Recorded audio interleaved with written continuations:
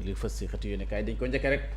ak libération yéenekaay ñëw na ci mbiru góor jigéen yi nga xamante ni mara de tànn ba léegi liste baa ngi gën di wéy di gën di cote gën di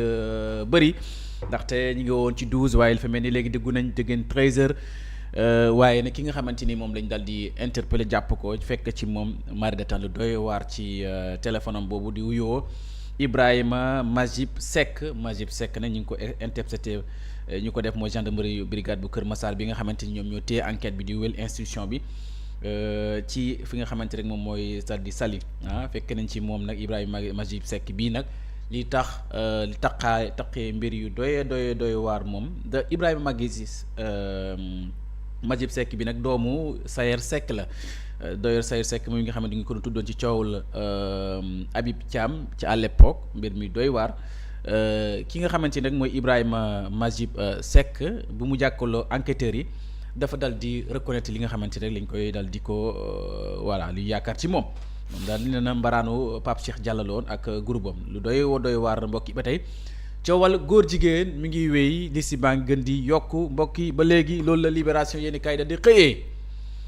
bu ñu jógee ci libération yéeni kaay dikkaat ci les échos yéeni kaay dikk nañu ci plainte contre Sonko Cheikh Diba Yacine Fall et X Mame Mbaye Niang moo ko def ci li nga xamante ni jàpp nañ ne rapport boobu di rapport Prodac faux rapport la Cheikh Diba moo ko dal di signé ministre Yacine Fall wax ci loo xam ne dara du ci dëgg loolu moo waral Mame Mbaye Niang dal di porte plainte Ousmane Sonko porte plainte Cheikh Diba porte plainte Yacine Fall ak X Cheikh Diba a commis le faux Sonko et Yacine ont fait usage de faux et tenté de l'escroquerie à jugement mu ngi noonu journal boobu di Les Échos yéen a kaay ko wax mbokk ñi ñëwaat ci suuf audition devant la commission ad hoc audition bi taxaw na Farba Ngom la ñu war a summi malaanu kirlaayam mbokk Farba Ngom démolit les accusations Aliou Ndao s'abstient ndaxte Farba Ngom ñëw na ci commission ad hoc bi ginnaaw bu ñu ko dégloo moom Farba Ngom Aliou Ndao nag ki nga xamante procureur de la CREI la woon à l'époque moom daal def moom waxul déet waxul waaw dafa mujj s'abstenir léegi pourquoi il n'a pas introduit un produit prohibé en prison il a été auditionné à la fois à la session de recherche envoyée à la CAF dans la levée préalable de son immunité waaw mu nekk yoo xamante ni ay manquement la pourquoi Farba Ngom ñu koy déglu di ko entendre te ala ko les violons son immunité parlementaire dañ jàpp ne dañ violer loi bi pourquoi Aliou Ndao ancien procureur spécial près de la CREI a voté absentant loolu laaj boo xamante ni les échos yéene kaay moo ko dal di samp pour que tey lañ ci xam lu leer ndax te tey jii nag lay fas yéene dal di simmi malaanu ci ray Farba Ngom ci l'Assemblée nationale bu ñu jógee mbokk yi ci les échos yéene kaay dañuy dem ci direct news voilà direct news nag dañuy ñëw ci coowal Thierno Alassane Sall tey ba tey moom mooy wax di kat na ci armes yi mu dal di kii mu ne c'est qui a pris l'argent de laser et je ne vais pas me taire xam naa ku jël xaalisu laser bi te du ma noppi nag munuñ ma noppiloo de waaw Thierno Alassane Sall moo wax mu ne le 7 février 2026 bi ni ci Guinguinéo Ousmane Sonko def na mbir diggante moom ak mbiru Azer ak mbiru étudiants yi waaw waaye nag li muy attaqué yëpp ñun li ci namm wax na moom Thierno Alassane Sall ne moom daal li mu bëgg xam daal mooy 37 milliards yi daal léegi nag xam na ko ko jël je sais qui a pris l'argent et je ne vais pas me taire loolu du ma noppi en tout cas mu ngi nekk loo xamante ni ba tey Thierno Alassane Sall fas na yéene campagne coowal Azer bi ba mandat Diomaye bi jeex ba mu moytuwul bu njokki jógee ndikkaat ci suuf le communiqué du procureur déchiré nañ ko voilà lu ñu ko ñan ñoo ko déchiré mooy étudiants yi déchiré nañ ko médecins yi déchiré nañ ko Alioune Tine déchiré na ko Guy Marius Sagna ñi déchiré ñu ko vraiment mu ngi bëgg bëri nag ñi communiqué bi parce que communiqué du procureur dafa wax ne li nga xamante ñoom jot nañ ko méngóol ak li nga xamante ni moom moo nekk li am voilà kon mbokk ki mu ngi noonu le communiqué du procureur Alioune Tine c'est une catastrophe pour l'image de la justice le démenti que les médecins apportent au procureur donc lu mu ngi noonu voilà Guy Marius Sagna dans un souci d'apaisement de l'espace universitaire il faut libérer les étudiants Bathie Fall Demba Ka et Waly Faye et poursuivre les enquêtes voilà loolu la Guy Marius Sagna wax dëgg la nañu woote jàmm waaye nañ bàyyi étudiants yi d'abord ñu dem ñibbi seen soxla ñu mën a daan woote jàmm ci université Cheikh Anta Diop de Dakar mbokk yi bu ñu jógee dañuy dikk ci réew mi quotidien waaw mu nga lutte avec frappe ki nga xamante rek moom mooy Franc dal dina daan Tapha Tine jël bu set wecc ci 1 minute 51 secondes boo xoolee et Franc ba Tapha Tine enchaîne une 16e victoire voilà 16e victoire Franc daan na voilà ki nga xamante ne mooy borom Tapha Tine Géant de Bawol Franc daan na ko daan bu doy waar ah mu nekk lu réew mi quotidien sport moo ko dal di xamle. Roi Franc kon ko honorable bu waxee léegi rek numéro 2 bu Modou Lo jafe daan lool Franc daan na Tapha Tine jël bu 7 ci 1 minute 51 secondes. ñi demaat ci beneen xëtu yéenekaay bu ñu jógee réew mi quotidien di ñëw ci source ay yéenekaay ñi ñëw fu nga xamante rek mooy pour échapper à l'enquête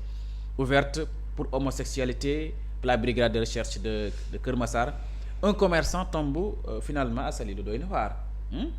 day man di jaaxal na man daal li mbiru góor jigéen bi daal doy na waar daal ku ci taqee lépp daal dana fas nee na ci liste bi dana gën a gudd. Autour des circonstances du décès d'Abdoulaye Ba, proc et médecin se chamaillent voilà mu ngi noonu dégg nga communiqué procureur bi ak médecin yi ñu ngi koy dal di defante médecin yi ñoo def conclusion autopsie bi médecin ko def procureur moo def communiqué bi di àddu ci li nga xamante ni moom moo xew ba tax ne jur ne polémique ñoom ñëpp ku nekk yaa ngi werante kii moo wax li am kii moo wax lu amul. mbokk yi bu ñu jógee ci source ay yéenekaay dañuy dikkaat ci sport voilà tribune sport Modou Lo et Sa Thiès ont livré une bataille médiatique en toute civilité waaw seen open press bi de seen face to face bi de dëgg yàlla buur la ay affaire buur la dëgg la face to face bi moom am na innovation maa ngi dégg El Hadji Bakay Mbaye di ko nuyu di ko siyaare bu baax ak Modou Mbaye initiative di félicité baax a baax 2STV seen innovation bu am solo bi ngeen def ci diggante Modou Lo ak Sa Thiès foofu nag moom na ngeen ko defee moom nit moom xalaatu sax def avec violence ndax da nga sànc bi rafet na buuru waa Modou Lo ak Sa Thiès seen wax du yomb boo xoolee Modou Lo mu ne Sa Thiès moo njëkk a wax mu ne feu mon père m'a fait savoir comment devenir roi des arènes et je suis celui qui mettra fin au règne de Modou Lo voilà moom papam jàngal na ko nan la ñuy arrêté roi des arènes dëgg yàlla mu ne papam bàyyee na ko loolu jàngal na ko loolu papam yàlla na ko yàlla yërëm Sa Thiès Modou Lo mu ne Sa Thiès est un lutteur farfelu et je vais qu'il va attaquer je l'attends donc avec mes coups de poing voilà maanaam mu ne Sa Thiès daal mbëru parax la Modou Lo ko mu ne Sa Thiès mbëru parax la dama koy xaar ci parax-paraxam bu ñëw dama defal ko bagage donc mu nekkoon jàkkaarloo bu am solo jàkkaarloo bu xamante ni foog naa ne est-ce que c'est la première fois dans l'histoire ci sport ci lam ndax El Hadji Bekay Mbaye wax na ko foofu keroog ak ñoom Tafa Gueye mu nekk sa jàkkaarloo bu am solo bu ko defee nit ñi am guerre des mots mu am ambiance am neex donc face to face bu am na solo mbokk yi bu ñu jógee ci tribune sport yéenekaay dikk nañ ci l'info yéenekaay dikk na l'info moo ñu ñëwal ci influence dans les grandes surfaces Dakar en fièvre avant Ramadan et Carême la loolu tamit lu ñu war a xoolaat la ci dëkk bi nga xamante ni mooy capitale du Sénégal. ñu ngi jëm ci weeru koor wi chrétiens yi ñoom yi dem ci carême ba maanaam weeru xamante ni daal ñaari mbir yi weer yi bu ñu julli di umee ñoom i chrétiens yi daal di mu nekk weeru riche waaye tamit Dakar lu ñu war a xoolaat la ci lu mel ni grande surface bu ñëwee ci lutte ba tey roi sans couronne voilà roi sans couronne mooy Franc waaw Franc daal kenn du moom l'invisible Franc foudroie Tapha Tine daan na ko jële bu doy waar jël bu métti moom la daan démb Franc mi nekkul roi de waaye dëgg yàlla dafa mel ni daal roi la sans couronne mbokki bu jógee ci l'info yéenekaay dañuy dikkaat ci beneen xeetu yéenekaay qui arrêtera Franc voilà Walf Quotidien yéenekaay moo ci ñëw mu ne kan mooy dal di arrêté Franc kan moo koy arrêté loolu mooy laaj bi 16 combats 16 victoires mu ngi doon njaago or bi avec 3 succès de record de Yékini donc ñu ñëw ci manifestation yu des principaux leaders de l'opposition ébullition du front politique l'AFP mobilisé na ay troupam nouvelle responsabilité ba Amadou Ba moom dafa bëgg placer 1 million de cartes la wax moom nouvelle responsabilité Thierno Alassane Sall moom it ne jamais le Sénégal n'a été aussi malade voilà Thierno Alassane Sall mu ngi wax ci 37 milliards yi mu ngi wax it ci doxalu réew mi nii ay incompétents la Waly Diouf Bodian il faut créer les conditions de rayonnement du projet mu ngi noonu Waly Diouf Bodian ba tey ci gis-gisam ci sortie yi muy def yoo xam am na solo mbokk yi loolu samedi gii la ko waxoon bu ko defee mbokk yi bu ñu jógee ci Walf Quotidien yéenekaay yi dañuy dikkaat ci beneen xeetu yéenekaay yor yéenekaay autopsie bi enquête du parquet, implication du COMES, donc l'exigence de vérité et de justice sur le décès de Abdoulaye Ba. Voilà coow laa ngoog ndaxte médecin bi def na li mu war a def mooy génne na conclusion autopsie bi waaye communiqué bi kon procureur moom mi wax na xalaatam, wax na mbir mi loolu nag tax na ku nekk nag dal ci kaw communiqué bu procureur de la république. mbokk yi bu ñu jógee ci yor yenn kaay di dikkaat ci record. Voilà dikkaat na ci ki nga xamante roi sans couronne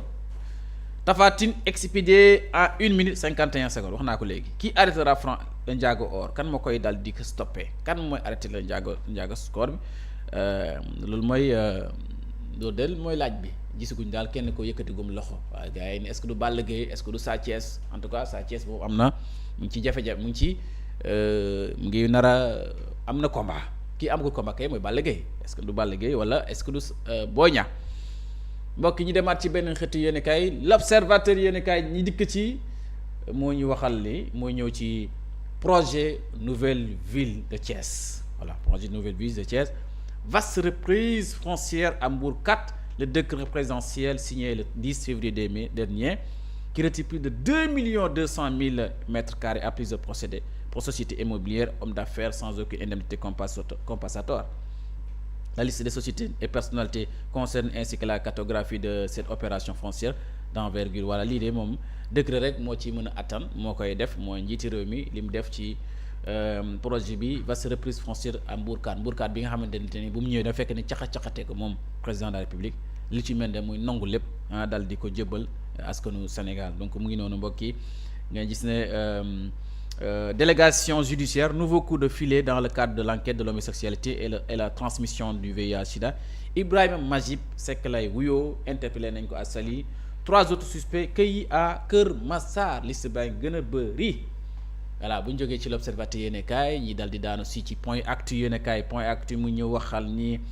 ñëw na ci autopsie de l'étudiant Abdoulaye Ba. Voilà autopsie bi di conclusion bi nga xamante ni médecin moo ko wax. Autopsie bi moom ku ne xam ne autopsie bi mooy nee na lii du mort naturelle mort bu xamante ni daal ànd na mbir yi doyee waar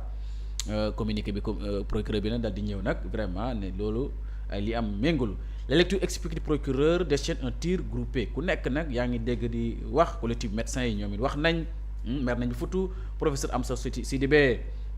mu ngi ñaan nañ def enquête bu leer bu xamante am na bu impartial bu rigoureuse dégg nga pour dal di situer les responsabilités. Alors ñu ñëwaat ci le SAES moom it ñoo wax nañ seen xalaat soppi Sénégal kenn ku nekk daal yaa ngi wax sa xalaat ci li nga xamante rek moom mooy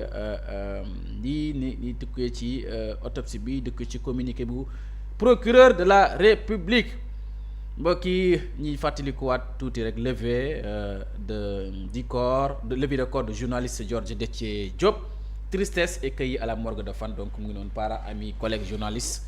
acteurs du monde politique et de la société civile ont rendu un vibrant hommage à Georges Déthié Diop. Donc l'administration du GFM n'a pas été en reste avec une présence remarquée du Ndour et membres de son staff. Yàlla na ko suñu borom yërëm ki nga xamante rek moom mooy Georges Déthié Diop.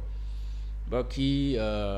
ñi jeexalee fi nga xamante rek moom mooy Rewmi Quotidien yenn kaay. Décès de l'étudiant Abdoulaye Ba les médecins diagnostiquent du faux sur l'autopsie du procureur. Voilà mu ngi noonu xam nga rek coowal procureur après ñi daanale affaire Pape Cheikh Diallo 13e suspect bi jàpp nañ ko teg nañ ko loxo ci Saly la mu nekk 2e porteur du VIH DTT ak Mbacké loolu tamit doy na waar. ñëw ci tribune yéen kaay ñëw na ci cause du décès de l'étudiant Abdoulaye Ba ginnaaw autopsie bi le démenti cinglant des médecins au procureur loolu la ko journal bi di tribune yéen kaay xëtee mooy bindee titré mooy démenti bu gën a mag boo xamante médecins yi defal nañ ko procureur ci communiqué ba mu bind muy COMES muy collectif des étudiants muy FRAPP ñoom ñëpp dañ contexté la version du procureur exige des transparences mu ngi noonu. Candidature Macky Sall ci organisation des Nations Unies wala l'organisation des Nations Unies secrétariat bi